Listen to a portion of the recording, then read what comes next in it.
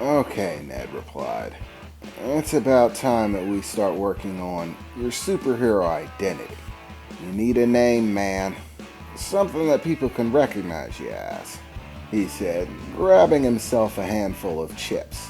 I just don't think it's that important, Ned. We can come up with a name at any time, I said, taking another drink of my soda. It was nice to have all the food I could actually eat. With my increased appetite, it definitely felt nice not to be sweating the small stuff. But as much as we were enjoying ourselves, all of that relaxation was about to come to a screeching halt as the screen for the TV let out a very irritating beep, the noise of the emergency broadcast signal that the news channels have to broadcast emergency situations around the city.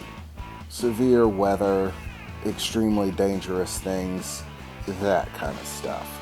And this time was not a test of the system. Hello, this is Angela Franks for News 10. We interrupt your regularly scheduled programming for an emergency broadcast. We regret to inform you that this is an exceptionally dire situation.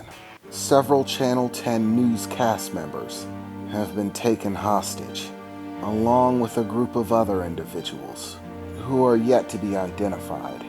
The criminals holding them hostage have taken possession of the news equipment and are now demanding to be broadcast, or they'll kill the hostages. For anyone who might have young viewers at home, we ask that you ask them to leave the room, as we do not know of the level of graphic situation that might occur.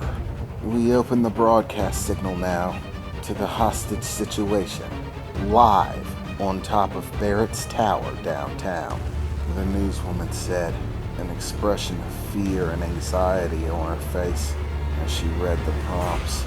And then I saw an all too familiar face. It was the short guy, the one who dressed like he had dreams of becoming a Colombian drug lord, plastered across my TV screen. Yo, folks, how you feeling today? Sorry to interrupt your TV sessions for the night, but we're here downtown on Barrett Tower, broadcasting live for your entertainment. You see, we wanted to let all you people out there in the good city of New Star know that there were some new things going down. New people at work. A new balance of power being set. And people were it. If you're wondering what to call us, you can call us the Black Dog Syndicate. We might be new, but we've got edge. You know, that certain something that's gonna take us to the top and give us everything we want.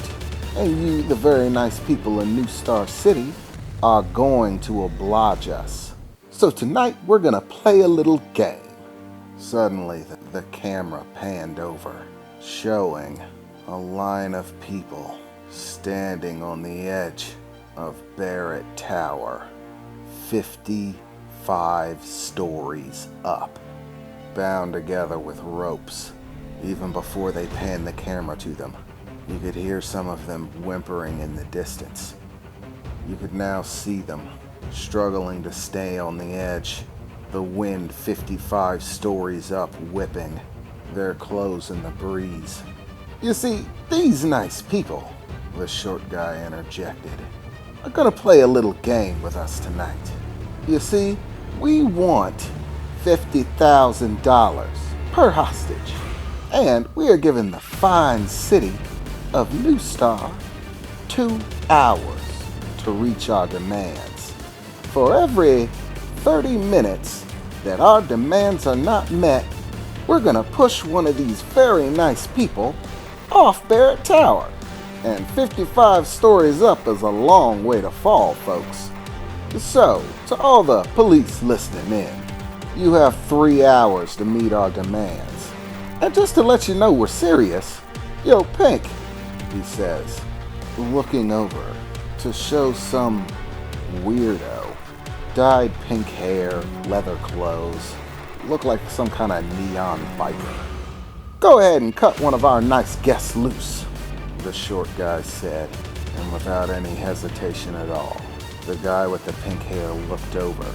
There was a flash of purple light, and what looked like some sort of directed beam pulsed outward from in front of the guy with the pink hair. Suddenly, the cord in between one of the hostages snapped, like it had been cut, and then another flash of purple. And with a burst of purple light on the back of one of the hostages, burning through his clothes, sending him flying over the edge, 55 stories up. I could still hear him yell as he fell. Well, that's one down, folks, the short guy said, still grinning happily, as if it was all a game, like some twisted game show where he hoped to win a pocket full of money by playing a silly game. Except there was nothing silly about this. They just killed someone. Without even thinking about it, I took off like a bullet, jumping over the table in my front room and out the front door. Wait, Kevin! I heard Vicky shouting. I paid no attention to it. I just started running. I opened my mouth, releasing all of the liquid steel that I had stored up. The first thing I made out of it was a skateboard. It was basic, but I needed to move fast. I jumped up, putting it under my feet, and as it hit the ground, with a little thought, I forced the wheels to spin as fast as they could, peeling out on the pavement, accelerating rapidly, as the rest of the liquid metal covered my body, and I started forming the armor. I had no time to waste. I had to get there, now. Even with this skateboard, I wasn't moving as fast as I wanted. I could move faster than I could run, but still, it wasn't fast enough. Maybe twice the pace, which is fast, but having a car would be faster, if I was disobeying all the traffic laws, of course. But still, I moved with every bit of speed that I had, weaving back and forth through traffic, wildly, people looking at me as I passed in a flash, most likely wondering who the hell that was. Some armored jackass riding by on a skateboard. I had to get there. I had to get there before they pushed another person off. Damn it! I didn't expect them to make a move like this. I mean, what the hell are they thinking? Do they actually expect the city to pay them? They must be out of their minds. What am I saying? Of course they're out of their minds. They just killed someone. All I could do was hope I was making good time on my way there. Normally, in regular traffic, in a car, it takes about 30 minutes from my place to reach downtown, where Barrack Tower is. But I needed to get there faster than that. In no time at all, they'd be pushing another person off. So there was no time to waste at all. I just kept pushing through traffic at max speed.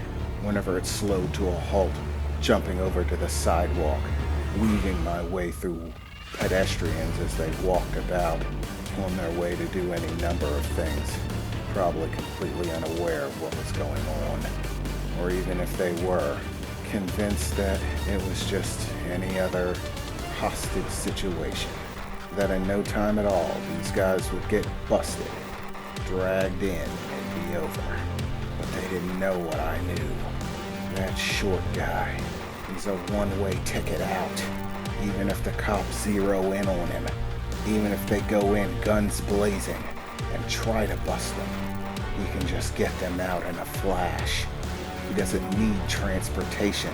It doesn't matter if the building's surrounded. It doesn't matter how many men they have on him. As long as he's there, they can get out, leave, and go wherever they want, and no one can stop them. And I hadn't seen that pink-haired guy before. That blast he used to push the guy off the roof. It looked dangerous. There was no telling how my armor would stand up to it. It was still thin. But that is a chance I am absolutely willing to take. There is no way in hell they are pushing another person off that roof.